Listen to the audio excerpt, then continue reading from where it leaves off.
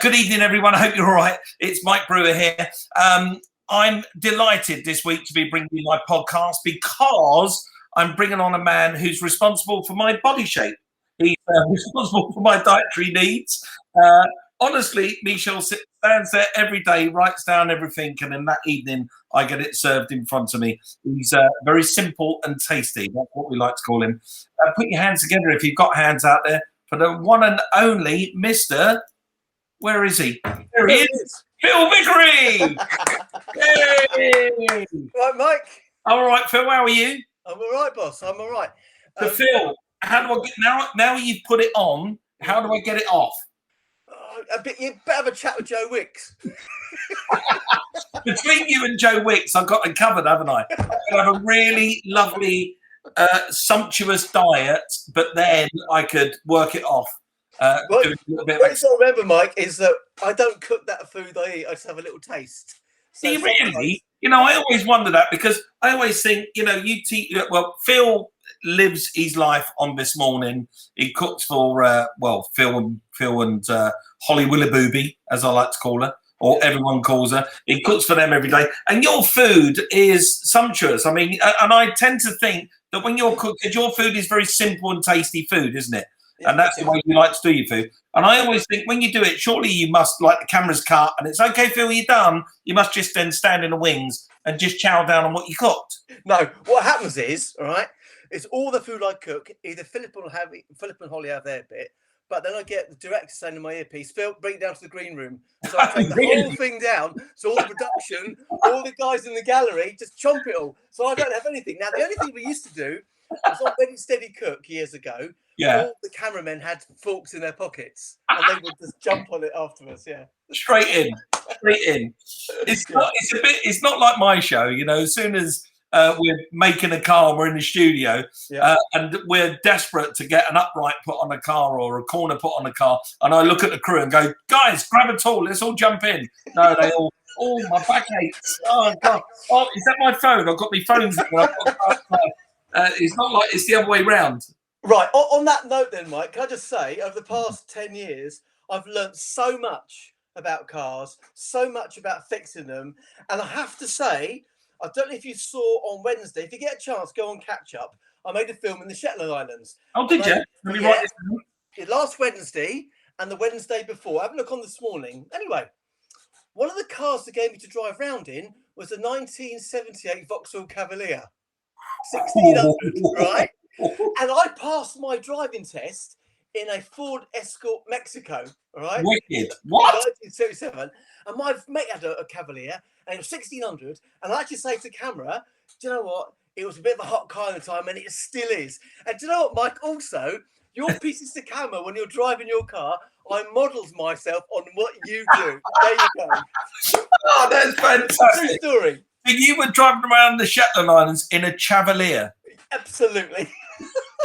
White one. It's in perfect nick. It was fantastic. They're amazing, aren't they? I went to a museum the other day, the Great British Cast Journey, it's called, a museum that's open in Derbyshire, and they've got a Cavalier in there. And it's fantastic. When you get in an old, like me and you, we're probably used to new, fancy, modern cars. Yeah. But when you get in a old car like a Cavalier, just how simple everything is, you know.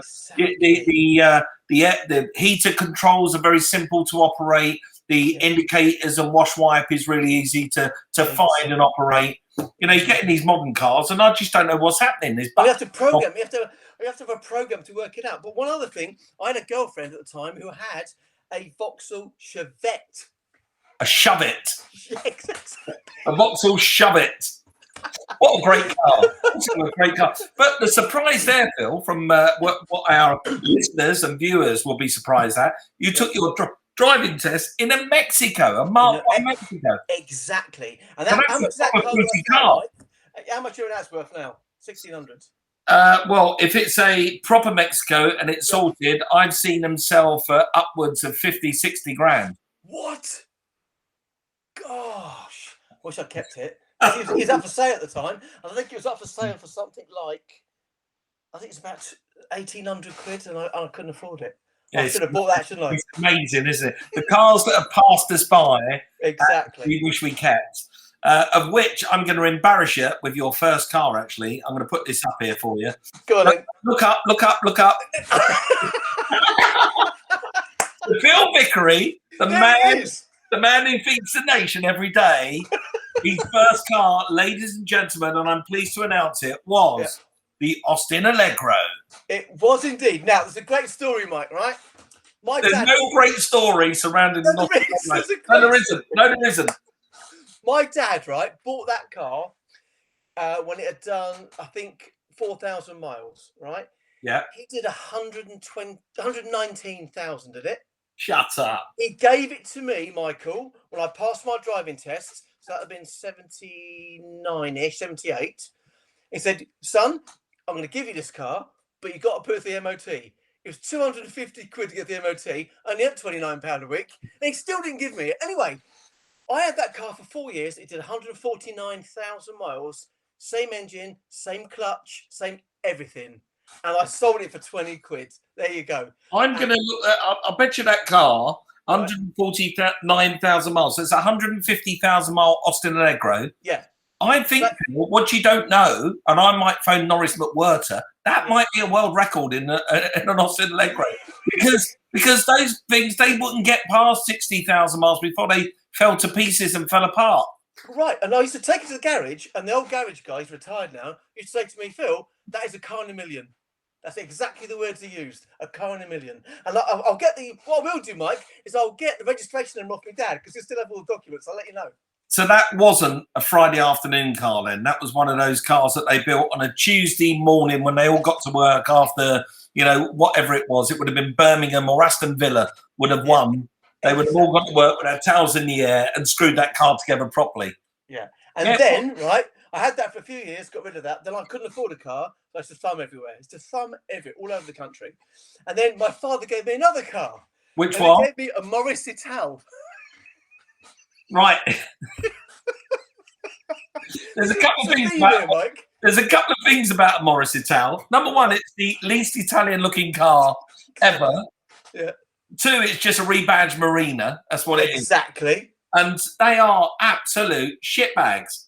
But, Michael, it did 90,000 miles. No way. You must have some kind of zen bloody right foot. There's no way you can coax a bloody Ital to 90,000 miles. There's no way. It was fine, but I didn't. But honestly, that's the one thing that people don't know about you, see? Phil Vickery is a world record holder. He has the shittest cars ever produced by Britain, and he's taken them to the most miles they could ever get to. British Leyland for you. There you go. You should be a spokesman, or you should have been a spokesman for British Leyland. If they knew you had those cars and you were driving those miles, they would have sponsored you back then. Absolutely sponsored you. Do you know what, Mike? I bought the car for my dad. Well, he gave it to me, and I put the MOT.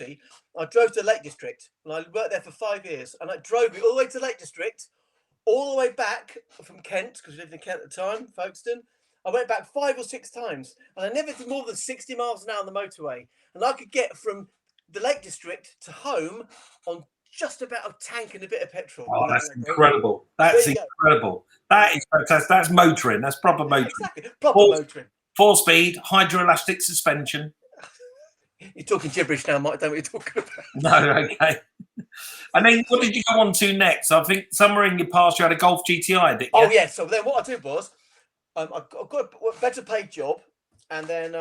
what was you doing? Was you a chef? Yeah, I've been chefing all my life. So I went to the Lake District. Did that for 4 or 5 years, and I went to Australia, New Zealand. Couldn't afford a car. Came back. My dad gave me some Morris Ital, which I got rid of after about a year. And I bought a Peugeot XS. Oh, that's good. Yeah, a little XS. Little 1400. Yeah, it looked like a GTI. I couldn't afford the GTI at the time. Yeah. And it was black, little mag wheels. It was fantastic. Yeah, great little car. I did that for about 2 years, and I bought a Peugeot 205 GTI Gutman conversion. No way, really? That's Miami blue one, yeah. And my ex-brother-in-law called it an ice cream van. That's it. I tell you what I like here is your lineage of cars is the perfect sort of. You're a man of a certain age, and your lineage of cars is exactly right. Is that you went from an Allegro to an Ital, to an XS, little Peugeot XS, a fruity little car with 1.4 engine. You could play in the corners, but then your right foot's going, I want more, I want more, exactly, I want more. Mike. Then exactly. you went, I know what I'm going to get. I'm going to get that bloody Golf GTI. But I wanted a 1.9, but I couldn't afford the insurance because they were hot cars. Oh, yeah. I loved it. Yeah. Wow. And I had 2 of them. And then I bought an Audi Quattro after that. Right, okay. So are we talking, because I found a picture and I thought, are we talking that Audi Quattro? Can you see it? The next one is the G plate. It was the one that looked a bit more. I know the car. Yeah, a bit more round on the back. Yeah. And what did you think of that? Pardon? What did you think of that? Oh, it was a rocket. Absolute rocket. Loved it. And it had little stud wheels on it. It was fantastic. And I bought that and I had that for a few years. But that was an absolute beautiful car. I love that. It's one of the best cars I've ever had, I think. Can I ask how much can you remember what you sold it for? I bought it for $6,000. Yeah, a lot of money. And I traded it in for a Audi Estate. So I had dogs at the time. They did have a sporty little number, and I think I got about 4,339 for it, I think. Only to let you know that one was recently sold at Silverstone Auctions. It's an Audi Quattro on a G plate, turbo, and sold for $66,000. What? Michael, all the cars I've had, I could have retired. Really? $66,000, yeah. I know it hurts, but don't think about the cars you had and the money you could have had. Think about the fun you had in the cars. So in those early years, then let's go all the way up to that. Let's go up to the Quattro, the XS, the GTI, and the awful Ital, and the even more awful Allegro. What colour was the Allegro? White. Oh. And Michael, had a big whiplash aerial that went from the front right to the back. That was called 90-Day White. That was called. The car was called 90-Day White because it took 90 days to sell them. That's why they called 90. Michael, people took the piss out of it, but that was a car in a million. Trust me, it was a car in a million. It was a white Austin Allegro. I don't think there was another one. Never let me down, Mike. Never. It really highlighted the rust areas as well, being white. Oh, it did. Yeah. I had to do a bit of filling. So when you said it was white, seriously, it was white with a tinge of brown. It was brown all around the edges, around the sills. Brown around the edges, yeah. Like somebody had burnt it, like a piece of meat. Exactly. Yeah. So out of those cars up to the Audi Quattro, what was the most fun out of those, or what's got the fondest memory for you? Oh, the Miami Blue GTI. Tell us about an adventure you did on that. Did you drive to the Shetland Islands or do something? I nicked once, right? I had it nicked. Did a bank job in it. Someone done a bank job in it. What? Somebody nicked the car and done a bank job in it? Yeah. Brought it back. And the only reason, and I thought, I come out the house, I thought I parked it down the road, and it was round the corner. Went back, and the little bank bags all in the back. So nicked it, did a job, brought it back. Anyway, took it down to the police station. Oh yeah, fingerprinted it all. Of course, it goes everywhere, doesn't it? I said, "You gonna clean it off?" No, you got to do that, mate. I went, "What?" It was everywhere. No way. Yeah. Did they find them? Did they leave any money? No. And also, I've got another great story. I was coming down the M5, right? I may have been going a little bit fast. I might add. It's a bit misty. I think it's about 90 something. 90. Anyway. Yeah. Please car behind me pulled me over. I had a dog in the back at the time. Pulled me over and he went, "What speed are you going?" I went, "Don't know. I was looking at the road." He went, "Don't be funny with me." I said, "I don't know." At that point, my dog jumped over to see, went, and he stood back. Oh, he's a bit unfriendly. I said, "Just doesn't like policemen." Anyway, this is a true story, right? I was doing 98. We clocked it in 98. He said, "We do a lot faster now." I said, "I can't remember." Anyway, wrote the ticket, sat in his car, went down the police station. And he went, "This is not your car. The policeman had got a digit wrong." Oh, on the number. Fantastic. Right? So I'm like, he went, "I can't nick you, that's not your car." I went, "Fantastic." And he went, "But you signed it." I said, "Well, I didn't." He said, "You should have checked it." So I had a friend of mine at the time was as a magistrate, and I said to him, "What do you think?" He went, "Well, you could try it, Phil, but they might make an example of you. You have Yeah. signed it. My advice is you to pay the bill. Pay the 60 quid. Because only charge me those things. Yeah. 60 quid. Anyway, went down. I left it a couple of days. Went down to the police station, and I said to this bloke, the sergeant, if this was a murder case, I'd get off on that. Yeah. You would. You would. And what happened? Did you pay it? I paid it. Oh, I would have told. I would have taken it all the way, and I would have said to him, "Do you know what? You only got me at 98, but I can tell my car handles sweetly at 120." But that car, Mike, because it had been changed, it had been the Gutman conversion on it, and all this, it actually held the road. It was, and I had low profile soft compound tires, so when it went around the corner, it just did that. It didn't do that. Yeah.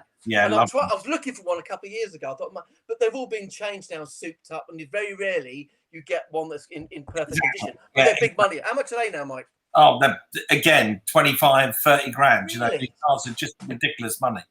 Ridiculous money. Because it's human conversion, you know, there's only a handful of them out there. It's rarity. People chase rarity these days.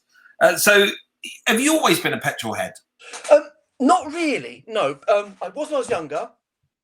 And then I started doing a lot of off-roading. You disappeared. Oh, there you are. Here you go. Yeah, a lot of off-roading. I did some stuff with lads and mates, and then we started getting into stripping cars down, rebuilding them, putting different heads on, that sort of stuff. Doing what I'm doing, basically. Exactly. Yeah, but you're cool, Mike. Well, it is. I always say it is a bit like making a cake or making dinner, isn't it? A car, because you get a car. It's the ingredients, isn't it? So you got a car. You need to, do the interior. You need to do the wheels. You need to do the headliner. You need to work on the engine. I mean, it's basically like pulling the ingredients together, and you end up with a beautiful meal or a cake at the end of it. I can see your point. Yeah, absolutely. What I have a tremendous admiration for is people who can get an engine, take it out, completely strip it down, know what's wrong with it, and rebuild it.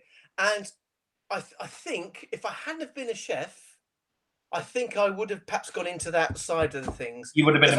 I love the methodical way things work. Yes. And I'm an amateur, but for instance, I bought a 1987 Defender. Yeah. 2.5 TDI off a friend of mine. His dad was selling it. So 110. I don't want that engine. It's still the same paintwork, knackered. Yeah. Right? He said, well, it's $3,000. I went, I'm not paying that. I said, I'll tell you what, call it 2.5, and you take the engine out. And then we whacked in a Rover 3.5 litre V8 into it, and changed all the gearbox. And it's my sort of Sunday, go and get a coffee in it. Right. That lovely soft burble. I had a mate of mine who was a rally car guy, he built rally cars. He said, what sort of noise do you want, Phil? Do you want to piss off the neighbours? I was like, no, I don't want to piss off the neighbours. I want a soft V8 burble. And he said, okay, I know what you want. He built it for me, he put it on, and it's exact, and it purrs, Mike. I love it. Love it. But the outside's knackered. You're saying you still... Perfect. Are you saying you still got it? Yeah. What? How long you had that then? Only about 5 years. Oh, right. You bought it 5 years ago. I thought you were talking like something you bought in 19... Oh, no. I've had various Defenders. I've had 3 or 4 since then. But I love my Defenders. And you're a Defender man, obviously. How about new Defenders? Surely you should No, absolutely no. You're one of those like old Mini, new Mini persons. Because have you driven, Mike? Have you driven one? Not yet. No, they're sending me one. I am going to drive it. What puts me off, Mike, is all it is a glorified Discovery, isn't it? I'm sure it is, but I haven't driven it yet. But yeah. What is so charming? I've had this conversation like 15 times over the last 2 weeks about blooming Defenders. What's so wonderful about an old Defender? I like them. Don't get me wrong, I like them. But you get in them, they've got a really small cockpit. Your arm has to be out the window to drive it. You literally you can't put your hand inside the car and drive it because it just smacks on the door. You have to drive it like that, like a pterodactyl. But Michael, the ignition's on the wrong side. Yeah, ignition's on the wrong side. I mean, there's loads of things that are awful about them. So what makes you love them so much? Because, Michael, if I'm putting 3.5 tons in trailers in the middle of a wood or middle of a bog, and I need to get out, that's the vehicle. Pull me out. That's the vehicle to do it every time. I've got an Isuzu truck as well, 2.5 Isuzu. Oh, you some proper old bangers. They're lovely. Yeah, but it doesn't do the job of a Defender. It's amazing, isn't it? It is amazing. Those old Land Rover Defenders as well. Apparently, there's something like 85% of them that have ever made are still working today. Yeah. Yeah, And also, Michael, in my relative, I suppose, unknowledge or knowledge of Land Rovers, I can do it myself. So I can change the brake shoes, I can paint, I can do the discs, I can do bits, I can change the bits and pieces on it. I can do that. wheeler dealer, proper. But can't do it on these new ones because you know. No, there you are. Well, going back to what you said about engineering and pulling an engine out, taking it apart, and laying it down, I can do that. I just can't put the bloody thing back together again. I did it once.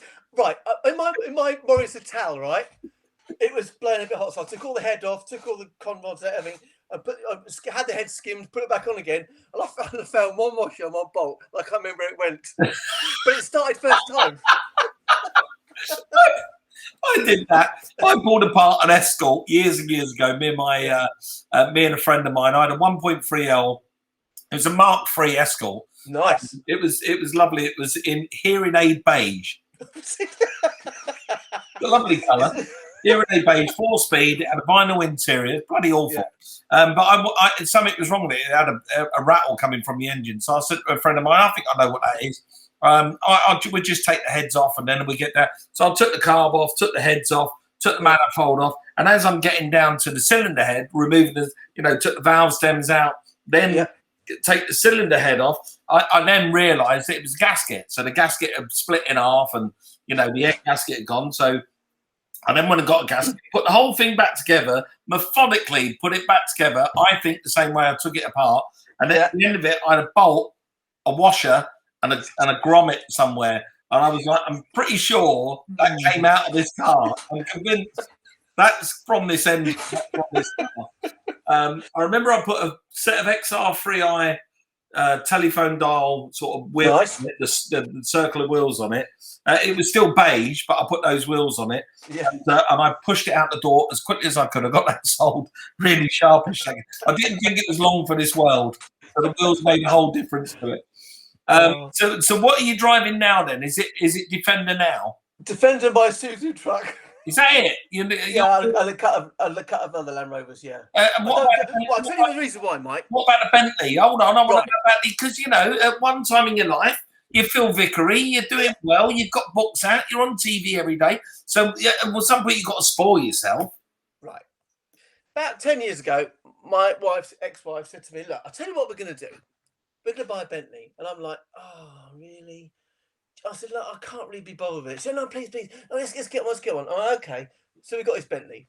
Of course, when you buy a Bentley, they come and turn up, don't they? And they give you 2 hours lecture. So I don't want a lecture, but I'll go and drive it, which is fine. And it was fine. It was beautiful. It was like driving an armchair. It was the most comfortable car I've ever had in my life. Driven. It was wonderful. However, I got to the stage, Mike, right? I went through a local town of ours and put up at the traffic. I had the roof down. The traffic lights were there. That's great. So this bloke walks across and he gets halfway across like that. And he looks at me and he goes, wanker, like that. Right? And I said, all right. He went, do you know what, mate? Oh, I'm like, and he got around the side and went, you tosser, like this. I never drove it again, Mike. I took it home. I said to my wife, not getting in it again. I get so much abuse. So we didn't. And then we sold it. There you go. I drive just a regular car and I get that every day when somebody That's what I got. Like, you prick. It's like, you prick. And I'm like, whoa. What I'm so sorry to hear that. It's horrible. It's horrible. It's people should celebrate success. They shouldn't be jealous of it. That's what I say. But the thing was, Mike, on that note, it kept going wrong. The sensors kept going wrong. So it's time to get off the night. Went back to Bentley 3 times. It came back. They couldn't fix it. It was an absolute pain in the arse, if I'm being honest. Time to get shot. And I'll never get one again. Yeah. Time to get shot. So in terms of your career, so you're a TV chef. Well, you're a chef, but a TV chef. And everyone knows you for that. Have you had any food disaster? I've had some food disasters in a car. I've had a couple. Have you had food disasters in a car? Mine are pretty obvious. When you drive up the road, I was driving in America. I bit into a sandwich as I was driving on my way. And the whole back of the sandwich fell out. And then it just, because it was a big American sandwich, and it fell out into the footwell where the pedals were. So I'm just standing and there's cars behind me, so I can't stop and pull over. So that was. I've had a few, Mike. I've had actually, a few months ago, I bought my brand new Isuzu truck. Fantastic, beautiful. There we are. I went to get a cup of coffee. I opened the door, and as I went in the door, it knocked it. It went all over the console, all inside the instruments, all down through the thing. The horn doesn't work. I had to take it all out. It was a nightmare. But one thing we used to do is we had a manager called Ian. 1 second, sort of front door. Somebody at the front door. I'll tell you what happened to me whilst you're at the front door with my. I can't remember the car at the time. I think he's gone, Mike. He's gone. He's gone. You got rid of him. He dropped off a parcel. Anyway, we had a manager called Ian Nielsen, right? He was a friend of mine, and he really pissed me off one day. So what we used to do, if people pissed you off, Mike, we used to get a couple of kippers, right? Let them ferment in the kitchen for about a week, 10 days, and we'd get it and we'd tie it around the manifold. Yeah. Right, bits around each manifold. Right. So when you started driving, you start, what's that smell? And it would just burn on. Right. And then the stink in the car's there for weeks. Always making me feel sick. That's disgusting. That's what we used to do. That's disgusting.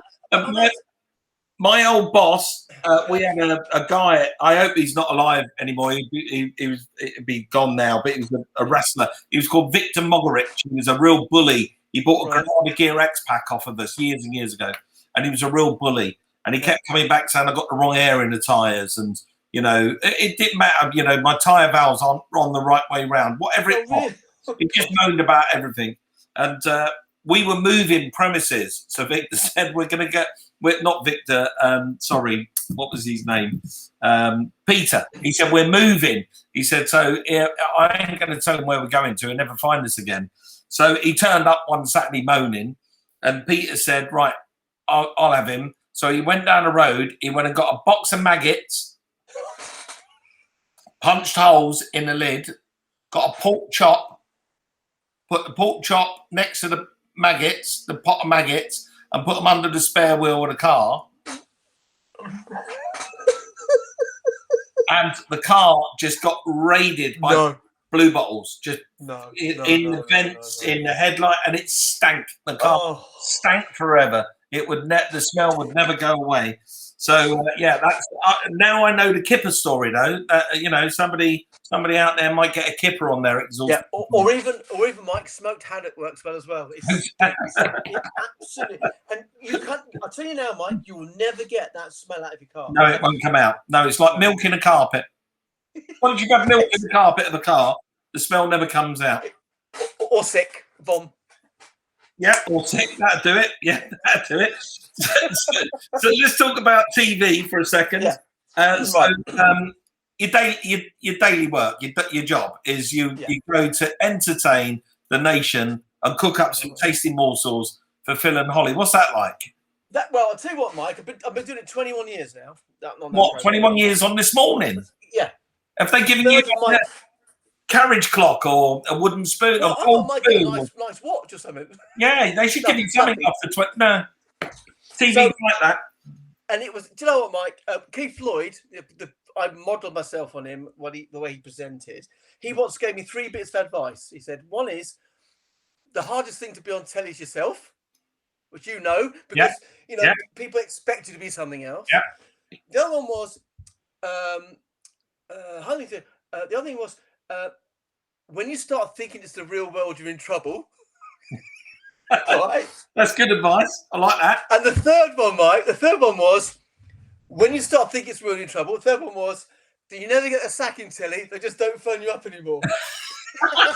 And that's every year. Well, if I don't get a contract, I think they don't phone me up anymore. Every year, I've been very, very lucky. And I've done 21 years. I've been to 47 countries or 46 countries. It's been wonderful. I've been a very, very lucky boy. And the day that it stops, I will shake the next person's hand and say, thank you.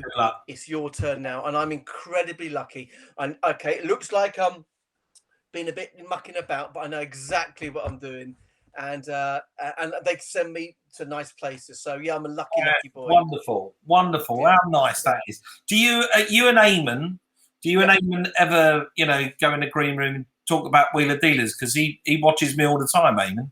He does, but Eamon's brilliant. If you get him on now, has he been in your podcast? Not yet, no. get him on, because I tell you, Eamon is an absolute star. You get a couple of drinks inside him, he's even better fun. Oh, fantastic! He's my kind of guy. And we get on really well. We get on. He's a really top bloke. Yeah, I like him very, very much. So you worked with Richard and Judy then? You go all the way back to the early days. I worked with Richard and Judy. I worked with when Fern and John Leslie did it, and then of course Holly and Phil, and then Phil came on board. And you know, over the years, the people I've cooked with or cooked for have been fantastic. And I remember Black Eyed Peas was a Fergie, who was the lead singer. She was gorgeous, Mike, right? Really gorgeous. I'm cooking her curry about 15 years ago, and I'm like, and she's like, "Oh my God, what's this?" And I said, "It's a lamb curry." "What's lamb?" And I said, "Well, it's a little tiny fluffy thing." And "Oh my God, that's spinach. We don't have curry in the States." So I said, "No, you don't." And she ate it. She went, "Oh my God, you're coming home with me." Like that. I went, "All right." And my wife went, "No, you're not." I've cooked with everybody from, you know, oh my goodness. Robbie Williams came in one day and he went, "All right, Phil." I was so shocked he knew who I was. I went, "All right, Rob." And he went, "Yeah." What are you cooking? So I'm making a game pie. So I had pheasant, partridge, venison, all cooking away. "Oh, can I taste some?" "Yeah, go on then." And he went, "Oh, that's lovely." I said, "Here, look, sign this for my nanny because she won't believe I met you." He went, "Yeah, no problem." How fantastic is that? Brilliant stories, what a great thing to do. So now you've been on TV for 21 years. Surely, Phil Vickery, this must be documented somewhere in some kind of paperback form book that we can all read and get menus from. Good. What? Like, is there a book? Is there? I'm not sorry. Yeah.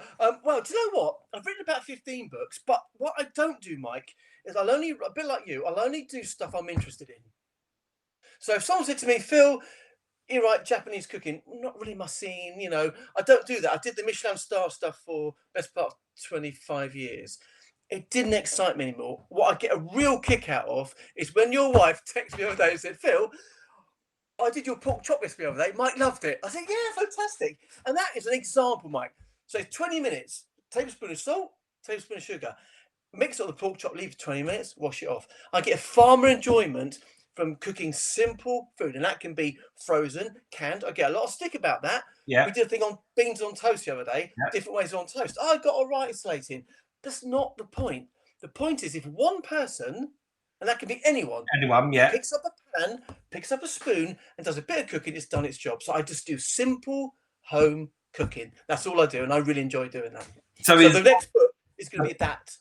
It's going to be about simple home cooking. Yeah, and that uses canned, frozen, dehydrated, stock cubes, you know, everyday stuff. So there are some recipes where I might use a can of soup. So on this morning, I did that a few months ago. Oh, I got some real stick.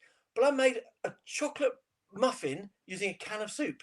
The tomato soup was the liquid. Sounds weird, but it works. If you think about tomato soup, Mike, it's quite sweet, isn't it? Yeah, it is. It's quite acidic. Yeah. So the acidity and the sweetness cuts the richness of the sugar and the chocolate, but it works. So I just do all that sort of stuff. Yeah. Oh, well, I can't wait to get that book. We haven't got a title for it yet, no? No, it's going to be something called like Canny Cooking or Canny Food, just because it's a bit canny. And I make no exception to the fact that I'll say to people, this is simple ingredients, sometimes only five or six ingredients, but just put together thoughtfully with a few hints and tips. And that's what it's all about. And that's what I do on this morning. For instance, when I was in cooking the Shetland last week, where we've been filming in Shetland and Orkney, fantastic. I caught a brown trout, beautiful wild trout. Lovely, yeah. So use your finger and you can bone the fish with your finger and take it out. Yeah. I had some smoked haddock inside, salt, pepper, lemon, and just cooked in butter on the side of the lock. And that was it. It was beautiful. Yeah, wonderful. And also, Mike, I had some mussels. So we picked the mussels out of the sea off these huge ropes.